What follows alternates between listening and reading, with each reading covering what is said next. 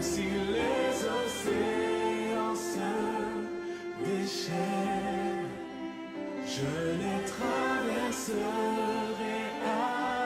avec toi. Père, tu domines les tempêtes. Mais j'aimerais te dire ce matin, c'est seulement une tempête. Dis à quelqu'un, c'est seulement une tempête. Et ce que j'aime des tempêtes, c'est qu'elles finissent par passer. Aucune tempête ne reste éternellement. Toute tempête est prédestinée à passer. La tempête que tu traverses passera. La tempête est temporaire, mais Dieu est éternel. Quand Jésus se réveille, on le réveille, on dit, mais maître, nous périssons. Tu es en train de dormir. Jésus se réveille. Et vraiment, il dit une parole. Si j'étais Pierre, peut-être que je l'aurais jeté par-dessus bord. Il dit, Jean de peu.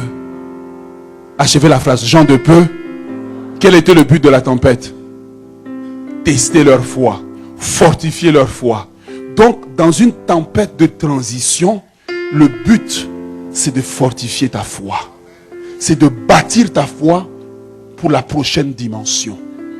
Dieu permet dans ta vie une tempête. Est-ce que vous êtes avec moi ce matin? Dieu permet dans ta vie certains types de tempêtes pour résoudre certains problèmes à venir. Parce qu'en débarquant, ils allaient croiser un homme qui est habité d'une légion de démons. Ça prenait un certain niveau de foi. Donc, le but de la tempête, ce n'est pas de les détruire. La tempête de transition est un test. Et dans un test, l'enseignant se tait.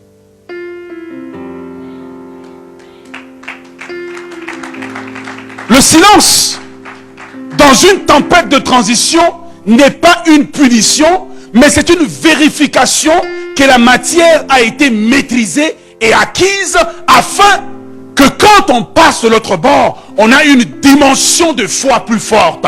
On a une dimension de foi plus élevée. Voilà pourquoi quand David, tous ces hommes cherchent à le lapider, c'est une tempête de transition vers la royauté. David, dans la tempête, a la bonne réaction. Il s'appuie sur Dieu. Tu peux t'appuyer sur Dieu même si Dieu est silencieux dans ta vie. Tu peux t'appuyer sur Dieu même si Dieu est silencieux. Ainsi, dans une tempête de transition, quand vous êtes dans la tempête de transition, la première des choses, c'est de reconnaître les manifestations. Quelles sont les manifestations? Qu'est-ce qui m'a emmené dans cette tempête? Soudainement, je reçois une élévation, mais en même temps, plein de problèmes surgissent. C'est une tempête de transition. Dieu teste ma foi pour la fortifier. Dis à quelqu'un, Dieu teste ta foi. Et ce qui est bien ce matin, c'est que pendant que je suis en train d'enseigner, je sens que quelque part dans ton esprit, des réponses à des problèmes commencent à surgir. Dans une tempête de transition, on ne chasse pas des démons. Il n'y a pas de démons. Dieu est avec toi, il n'y a pas de démons. Dans une tempête de transition, on ne prend pas autorité. C'est le Seigneur lui-même qui règle la chose.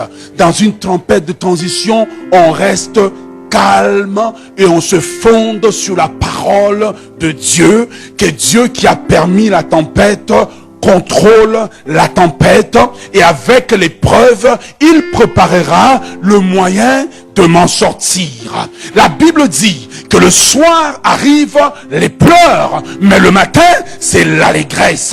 La Bible dit que ceux qui portent leurs semences avec larmes, quand ils moissonnent, ils retournent avec des cris de joie. Je suis venu dire à quelqu'un ce matin qui traverse une tempête de transition, c'est seulement un test, c'est seulement une transition. Tu es en transition vers ta bénédiction. Tu es en transition vers ton élévation. Et quand tu es en transition vers ton élévation, tout ce que tu vis est une zone de turbulence. Et quand l'avion passe par une zone de turbulence, pas besoin de sauter de l'avion. Tout ce que tu dois faire, c'est attachez votre ceinture, dit le pilote, car c'est une zone de turbulence. Nous serons secoués, mais nous ne coulerons pas. Il n'a pas dit que tu coulerais. Il n'a pas dit que tu sombrerais. Il a dit, allons de l'autre bord. Il n'a pas dit, va de l'autre bord. Il a dit, allons. Parce que quand tu vas de l'autre bord, il est avec toi. Dans son silence, il est avec toi. Au milieu de la tempête, il est avec toi.